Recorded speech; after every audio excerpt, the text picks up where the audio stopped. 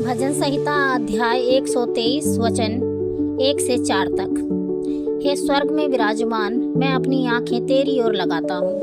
देख, जैसे दासों की आंखें अपनी स्वामियों के हाथ की ओर और जैसे दासियों की आंखें अपनी स्वामिनी के हाथ की ओर लगी रहती हैं, वैसे ही हमारी आंखें हमारे परमेश्वर यहोवा की ओर उस समय तक लगी रहेंगी जब तक वह हम पर अनुग्रह ना करे।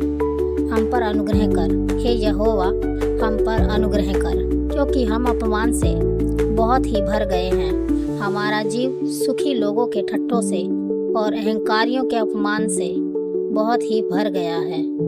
प्रभु के इस वचन के सुने और पढ़े जाने पर आप सभी को आशीष प्राप्त हो। सबको जय मसीह की। इस चैनल को लाइक कीजिए, सब्सक्राइब कीजिए और प्रभु के वचन को पृथ्वी की छोर तक पहुंचाने में सहायता और मदद कीजिए। सबको जय मसीह की।